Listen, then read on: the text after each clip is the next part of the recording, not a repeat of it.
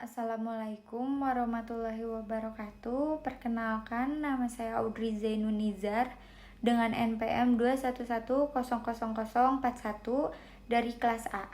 Di sini saya akan menjelaskan atau menceritakan tentang kronologi kasus pencabulan oleh Saipul Jamil.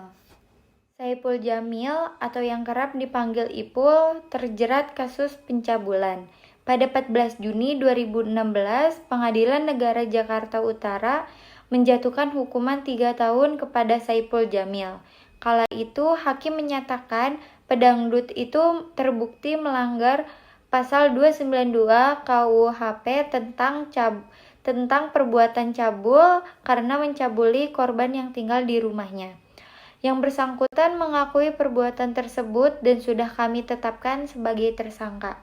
Itu ujar oleh Kapolres Jakarta Utara Komisaris Besar Daniel Bolitifauna kepada detik.com Jumat tanggal 19 bulan 2 2016. Memasuki kronologi, tanggal 31 Januari 2016, Ipul mengenal korban untuk pertama kalinya di studio di sebuah stasiun televisi swasta. Korban berkenalan dengan Ipul di belakang panggung. Pada awal Februari 2016, korban bertemu untuk yang kedua kalinya dengan Ipul masih di studio di sebuah stasiun televisi swasta di kawasan Jakarta Barat. Korban kemudian diundang Ipul ke rumahnya di kawasan Kelapa Gading.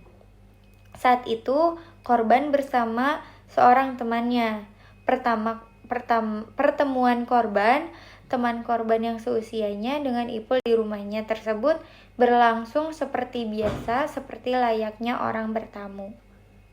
Pada Kamis 18 Februari 2016 pukul 1 waktu Indonesia Barat, korban bertemu untuk kedua kalinya di studio sebuah stasiun televisi di Jakarta Barat. Saat itu Ipul meminta asistennya, seorang pria, untuk mencari korban. Korban kemudian dipertemukan dengan Ipul di belakang panggung. Korban kemudian diminta ikut ke rumahnya dengan alasan meminta untuk memijit badannya yang pegal-pegal. Sekitar pukul 2 waktu Indonesia Barat, korban memijat Ipul di sebuah kamar. Saat itu belum terjadi apa-apa, namun kemudian korban curiga karena Ipul mulai menunjukkan hal-hal yang ganjil seperti meraba tubuh korban bagian yang privat.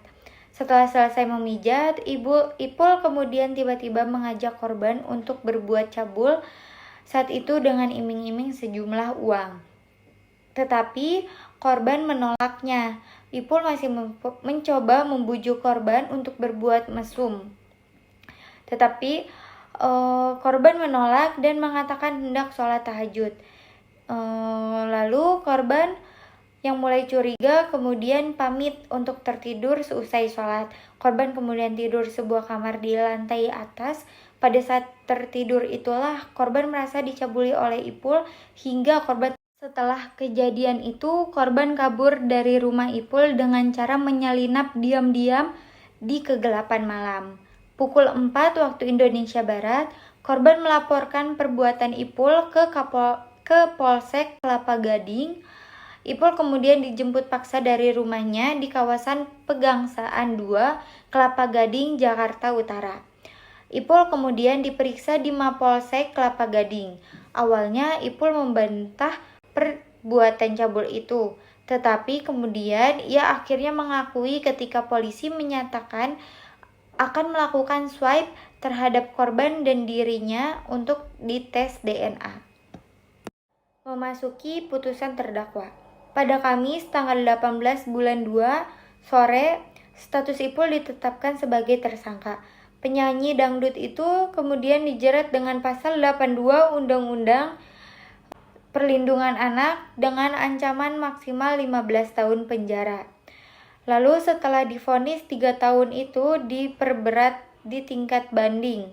Hukuman Saipul Jamil di kasus pencabulan menjadi 5 tahun penjara. Saipul Jamil sempat mengajukan peninjauan kembali atau PK di Mahkamah Agung. Namun PK-nya kandas. PK Saipul Jamil itu diketok pada 11 Desember 2017. Saipul Jamil dinyatakan tetap melanggar pasal 292 KUHP tentang pencabulan. Sekian dari saya. Apabila ada salah-salah kata dan kurangnya informasi yang saya sampaikan, mohon dimaklum dan dimaafkan. Wassalamualaikum warahmatullahi wabarakatuh.